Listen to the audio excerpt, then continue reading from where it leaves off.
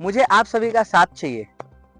Paper leak पर धर्मेंद्र प्रधान ने पत्रकारों से कहा, शिक्षा मंत्री की बेशर्मी की तब हद पार हो गई जब उन्होंने कहा कि हम पेपर लीक के लिए आगे पेपर लीक ना हो ऐसा कोशिश करेंगे। ऐसा इंश्योर नहीं किया उन्होंने कि पेपर लीक ना होगी, इसकी मैं गारंटी लेता हूं। भैया, बंगाल में चुनाव हुआ, जीरो टॉलरेंस पे चुनाव हुआ, ऐसा लोगों ने कहा। इसकी इंश्योरिटी बीजेपी ने की, पर इसकी इंश्योरिटी नहीं की कि हम जीरो टॉलरेंस पे नीट का पेपर कराएंगे। सबसे बड़ा एग्जाम्पल आज के डेट के लिए हमारे नीतीश कुमार जी का देखिए। नीतीश कुमार जी ने जब रेल हादसा हुआ था तो नैतिकता के नाम पर रेल मंत्री से इस्तीफा दे दिया था उन्होंने। तो आज के डेट में देखिए इतने बड़े बड़े कांड हो रहे हैं, जैसे नीट का पेपर लीक हो गया, उसमें कितने छात्रों का नुकसान हुआ। नुकसान जैसे वो पेपर का फॉर्म भरे, उसको तो सरकार बोली कि रिफंड कर देंगे, कोई बात नहीं। उसका एग्जाम सेंटर, जैसे मैं बिहार की बात करता हूँ, पटना में एग्जाम सेंटर था।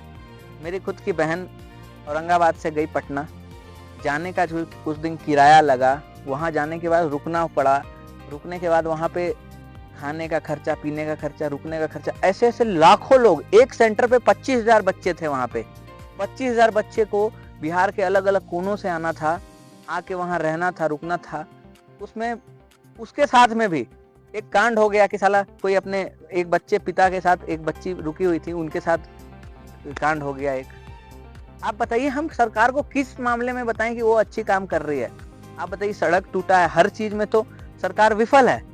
परीक्षा लीक नहीं करवा, हाँ सफल एक चीज में है, किसी भी राज्य में सरकार अगर नहीं बन पा रही है तो उसमें सरकार बनाने में सफल है, उसमें कैसे भी करके अपना सरकार बनाने में, वहां पे अपना मुख्यमंत्री खड़ा करने में सफल है, कैसे भी अपना सांसद को जिताने में सफल है, इस चीज में तो सफल है। लेकिन जनता के लिए आपने क्या किया?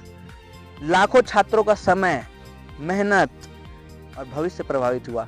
जो लोग आज आत्महत्या कर लिए, उनके जीवन का क्या सरकार उनके जीवन को वापस ला सकती है?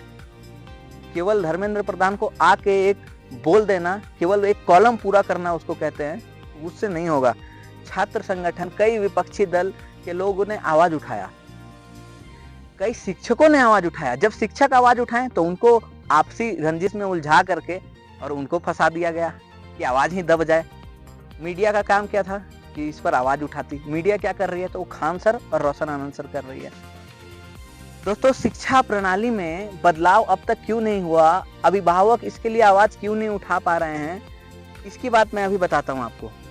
मेरी एक अभिभावक से बात हुई, उनके बेटे नीट की परीक्षा दे रहे थे। तो अभिभावक से मैंने पूछा कि आप सभी लोग मिलकर आवाज क्यों नहीं इस पर उठाते हैं?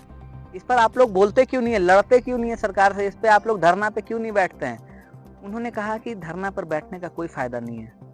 उनकी जो दबी हुई आवाज थी उसने मुझे झकझोर के रख दिया कि शायद लोकतंत्र अब मर चुकी है।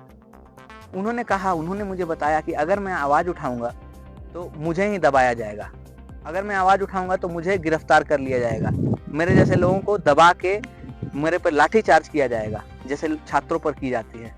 दोस्तों, क्या ये फेयर है? कहां तक आपको लगता है कि शिक्षा मंत्री को इस्तीफा नहीं देना चाहिए?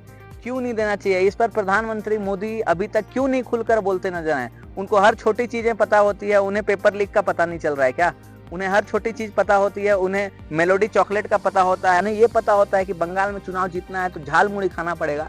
क्या उन्हें ये नहीं पता है कि अब इस यहाँ पे नैतिक जिम्मेवारी क्या है उनकी? अमित शाह जी को क्या, नरेंद्र मोदी जी प्रधानमंत्री जी को क्या ये नैतिक जिम्मेवारी नहीं है कि धर्मेंद्र प्रधान जी को बोलकर उनका इस्तीफा लें? इस्तीफा न लेके उनको ये चेंज कर देना, ये क्या बात हुई? जो भी ऐसा गलती करता है, चाहे वो ऊपर से लेके नीचे तक, उसको तुरंत कार्रवाई होनी चाहिए। और इसके लिए आप समूह का क्या राय है, कमेंट करके जरूर बताइएगा।